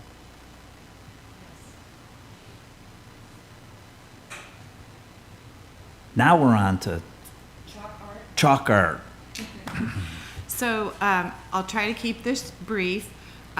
When we started making lists of priorities as a group and talking about events, I might be out of order and not bringing this to the subcommittee first, but it's because of the timing that I see in front of us.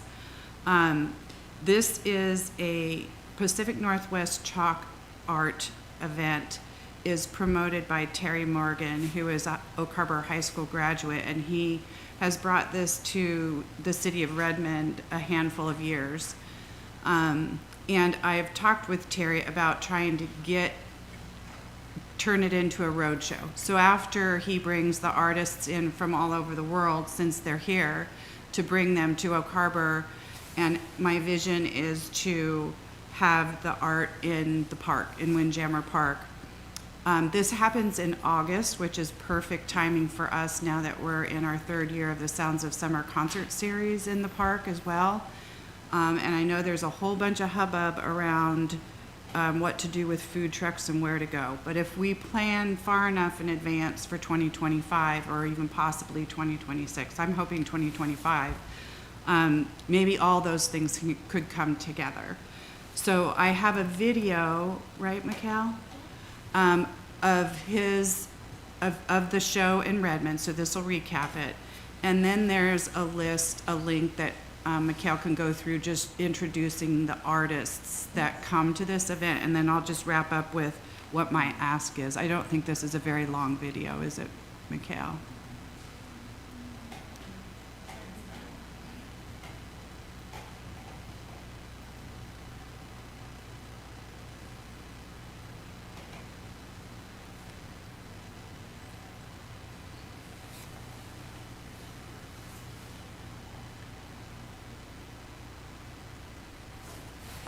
So there's it was a YouTube video.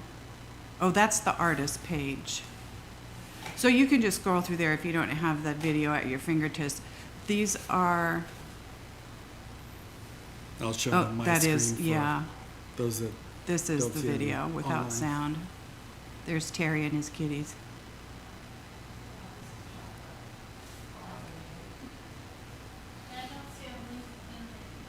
It was before the artist list to Kim. Oh, I only got one email, Oh, okay. so that's. I can get it out to everybody to see.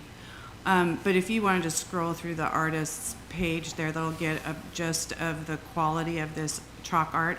I know Main Street also hosts their event. I was privileged to be a judge at this last event.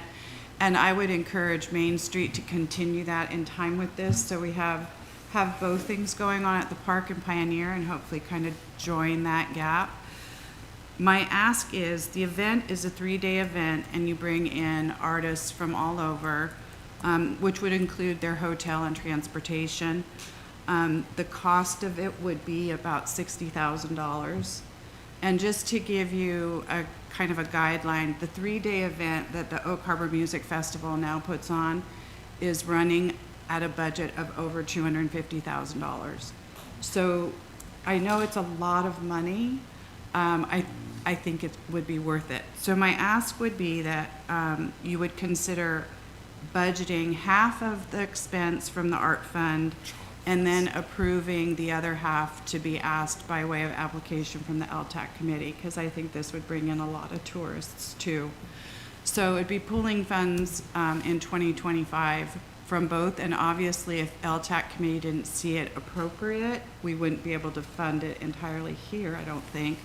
But so that's my ask. And if anybody has any questions, I'd be happy to try to answer them for what I do know. And I believe Terry gets most of his funding from some of the sponsors you just saw listing, but most of them come from the LTAC committee in Redmond as well. Is this the video here? Yes.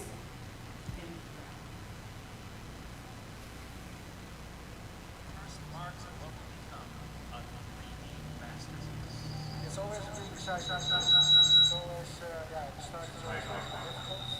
World-renowned chalk artists like Remco van Schaik from Holland are gathering at Redmond Town Center for Chalk Fest, the first annual celebration of chalk art. This is what I Oops, sorry. paint. It's a historic painting. You're going to see from the right point of view, you will see it like this. If you stand here, and only here, you will see his flying car. Remco is considered one of a handful of masters of 3D street art. He'll spend 20 plus hours on a painting, then it goes away. Everything is temporary, and I like it because it makes it more special. You have to be here at that moment of time, and otherwise it's cool. Fellow chalk artist Ever Galvez from California says the here today, gone tomorrow nature of his art used to make him feel. I feel sad sometimes, but then I learned to let it go. It's part of the process. This weekend you can see his tribute to the late great rock and roll legend Chris Cornell. Ever too has spanned the globe creating with his converted selfie stick. He helps me to see the image better than if I'm on the ground. And he helps with my back as well. Remco says his work isn't complete without you. I always say I make the painting for 90%, and the last 10% is you sitting in the painting. That will finish the painting.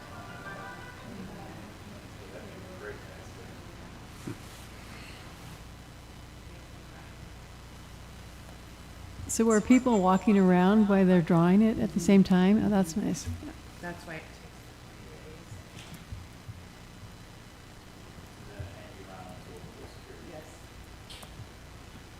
And August would be a good time frame because it probably won't rain. Yeah.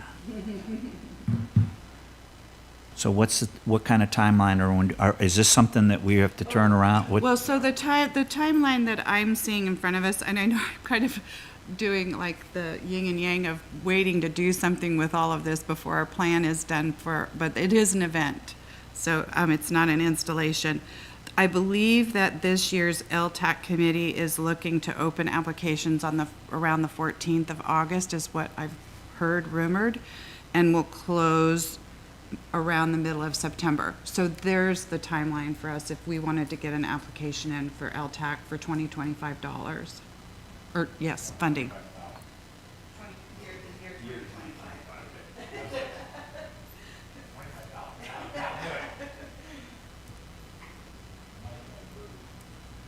So are we asking here to get a vote to say the Art Commission approves? Well, I also wanted to ask Brian about our budgeting process, because I know we started it, but could this ask get adjusted in? Yeah, so if you would like us to apply for this grant for this festival, we can do that. I don't know if I haven't applied for an LTAC before. Is there a match requirement to that? Ask. So, again, I thought that maybe 30,000 could come from Art Fund, and the ask from the LTAC committee on our grant would be 30,000. Yeah. So I was going to cover this in director updates, so I talk about it right now. So we have finished presenting the capital projects to the council, and had a workshop with them, give them a chance to ask questions or provide any information they needed. And now we're on to our base budgeting process. That includes the art fund as well. So we're literally putting that together right now. We had meetings today, and I can include, if you want, that 30,000 ask in there.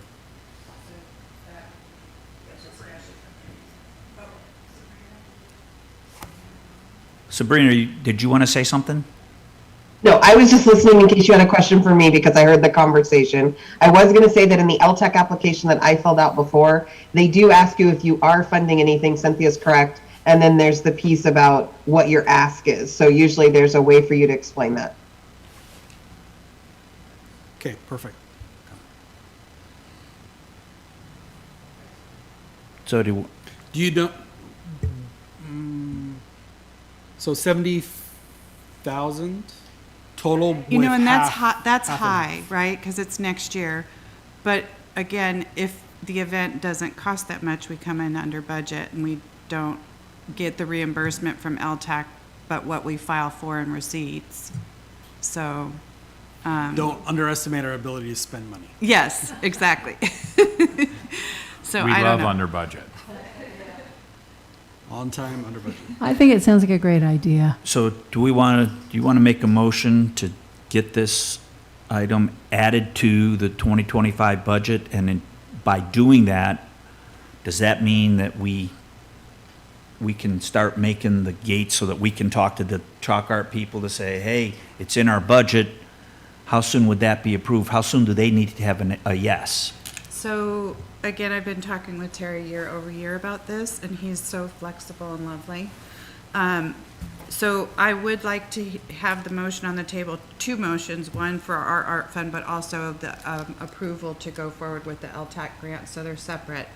And I would keep him in the loop of what processes have been or in place and what, if anything, gets approved. Well, I recommend that we'll do the motions. You propose each one, then we'll vote on it, and then figure out what we have to do to take action, because we have to get this up to council. And one's gonna have to go to council, one's gonna be on our budget, and then we have to prepare that same show so that council can. I was gonna ask, Brian, if we approve the motion to apply for an LTAC grant, does that have to be approved by council, or does this body have the ability to put an application in? Sabrina, that might be your question, because I know last year the city had like the electronic sign on the docket, and there was another one too. So we, for right now, I know we have the marathon that we usually put in there, the Whidbey Island Marathon, and then I'm not doing the electronic sign because I'm trying to address that through another part of our budget process, which will be discussed on the 13th at the council meeting. So right now, that's what I have, but I'm not saying that's everything, because I'm sure I'm going to hear more as the application process opens. But in answer to your question, we've always brought grant applications to council for approval. Yes. So So we we, apply to the city LTAC, And then, those recommendations go to council for that fund. so you're saying, so we don't need a pre. There's a whole LTAC committee, so Yeah. I would assume that I don't think it would need to go to council till it's up for the LTAC committee. That's They how I make saw their it. recommendations on who's all applied. Yeah. We as the council, and so far up to date, I've not experienced What do you think? where Does that sound we good approved to the you? applications. If the commission does the approval, we go ahead and apply, and then council would do the, since they're the approving authority? they would go through this. I don't know, I've not applied for a So city-based grant before. The application would go to the LTAC commission or committee, right? They would make their recommendations And to then- council, and council would then approve or make changes to that recommendations depending on. That's how I saw the process. That's what Chris, yeah. happened last year. It's a little bit of a cannibalistic grant, since we have other projects that might be applying for it. So I'll let Sabrina make that call. Well, and it's up to the LTAC committee, and it's what grants are brought forward to council for approval. Do you know what the total funding? I don't know the Yes. total funding on that. I just know that there's a significant amount of money, I think, right? So, and it's, it's worth at least having that conversation. I'll tell you, Councilmember Stuckey would have those answers, but I'm sure Sabrina knows as well, so. I mean, my thought process was if in fact LTAC doesn't, and its processes doesn't approve half of this, that we just try again in 2026, right? Like, because I think it's a great opportunity to tag on to that Terry has established this in Redmond, and we're not that far away to have the There are train other move it grant there. opportunities as well through NEA and. Right. County.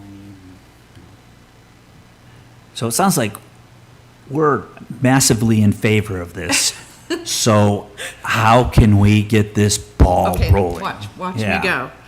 I would like to make a motion that the Art Commission agrees to budget $30,000 from the Art Fund to bring Pacific Northwest Chalk event to Windjammer Park in August of 2025.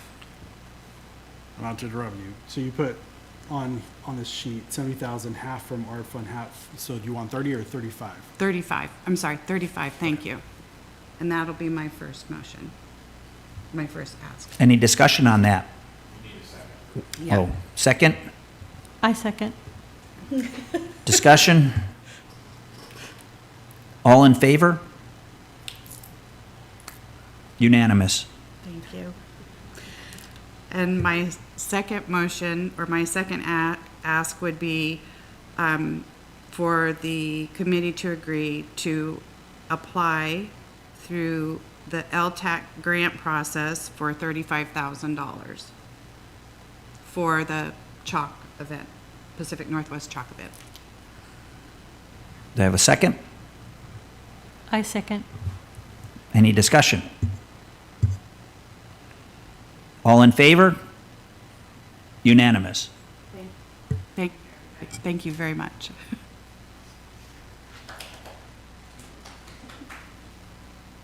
Teresa, we didn't get a clap out of you. Okay, moving on to, are we to you, Parks and Rec updates, Brian, or did you already do that? You kind of let's see, did we it. talked about the skate park. Therese, you want to talk a little bit about Flintstone Park and Angel installation? Anything you want to share there? Do you want me to jump in? Okay. So, to give you an update on that, we are, RAM is getting us still a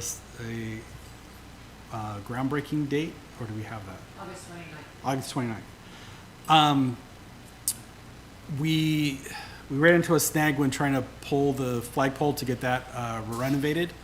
We believe it's cemented in. You can move it with your hand, but vertical pull, we put 5,000 pounds of pressure, and we could go up to 10, but we'd start busting things up. We are having a discussion during the August workshop with council about rededicating the flagstaff at Veterans Memorial on Veterans Day. But we'll move forward with installation of the Angel statue regardless. The location of the installation does necessitate reconfiguring the park. So the site plan will include extending the entry parking lot and include additional parking spaces there, and then removing all other asphalt throughout the roundabout park out of there. We'll seed that back in, still be able to provide a way for hydros to come around and get set up. We have, I guess, a decision to make on how we want to handle both the groundbreaking and the ribbon cutting. Talked with Sabrina a little bit about it, and the thought is to have kind of that photo op with the Arts Commission for the groundbreaking, but save the big ribbon cutting, community celebration type event for the ribbon cutting at the end. But I'd love to hear any of your thoughts on that. Okay. All right. Okay. The like I mentioned, the activity guide will go out tomorrow for edit to the printers. We are working on the art budget right now, so it'll be a little more reflective of what we put together for the 2024 budget, and I've included the 35,000 ask as well in there. Right now I have it at, let's see, 45, so it's about 80,000 right now. We get proceeds of about 64,000 a year. We do have fund balance in there as well. So when we have that finalized, we'll bring it back to you guys and just get any comments and you're okay on what we've put in there. And then August 13th will be the council meeting to talk about the Kinnebrew placement for Gate of Inspiration at the Trailhead at Beeksma and there at Windjammer Park for the Fred Marsh Trail. And then 3 totems will be at the corner of Regatta and First, is it? Yeah, north at Sumner Park. And I think Carla got volunteered for presenting that. This is what happens when you don't come to the committee meetings. But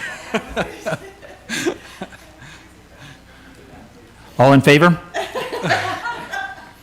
I have a presentation and the agenda bill together for it. I can send you. Let me know what to put. Okay, I'm going to say what Mary said when we asked to do this. Give me all the written material and I'll just say it. I'll do it. Yep. And basically what we're doing is we're just asking council to approve the Art Commission's recommendation for the location for these last two pieces. The budget for it that was already included in the arts budget that I presented to council at the workshop, and they will do the approval and implementation of that at the next budget amendment that David will be bringing to them. So I'll be nothing you need to do practicing on all the- weekend. Nothing you need to do on the finance side. It's just get their okay on the locations.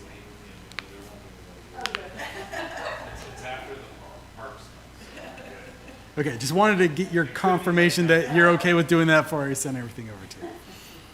All right, that's all for me. Okay, we can go around for member comments. Councilman Chris, anybody? I have a quick Tracy. share. It's pictorial. I have pictures. I was up in Vancouver, BC last week and snapped a couple shots of some fun stuff. So the first picture on the left, this was really cool. It was a park, small little neighborhood park it was called the David Lamb Park. They had an art installation out in the water. I know that would be challenging around here because we have tide that goes out. But I thought it was pretty interesting, pretty unique. And then the piece to the right of that photograph, that's actually a small little bronze statue on the block that's being used also to light the pathway. So I thought that's kind of cool, getting some smaller art pieces a chance too in an outside installation. And then the last photograph that was out on their Water Street, that's pretty famous for all their shops and restaurants and whatnot. And they had created these wood pieces. I need to get a picture over to you there, Brian. But they created these wood seating pieces for folks to just sit down for a while. And I thought, if we have sometimes leftover oak from a tree that had to be taken down or something like that, maybe this is something simple that we could use for that and put anywhere.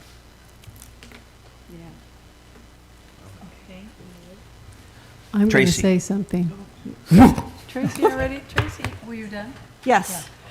So I was in my car driving here frantically. I thought if my plane landed at 1:30, I would make it to the meeting. But between road construction and traffic, I was late. So I apologize for that. But also, it's very, very important when you're sitting here, you need to talk into the microphone because I could barely hear you guys when I was driving. That's all I have to say. I would just like to remind everybody the Sounds of Summer concert series is going on right now. We've had our first two, and it's so fun to see city staff out there with the mayor enjoying the music. The weather's been lovely. And just spread the word. We have two more. Next week is Eden at 6 o'clock. Mary? Therese?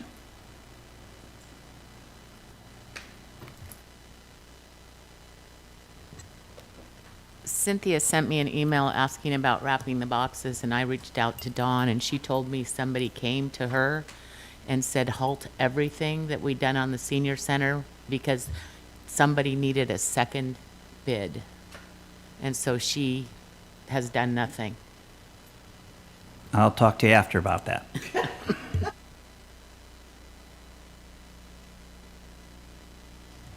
Okay, as for me, last 2 weeks ago, for the third year, I participated in the 38th Annual Youth Arts Festival in Mount Vernon.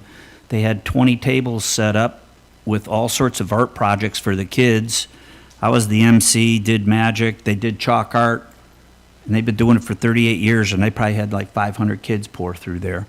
So, in a youth arts festival, so.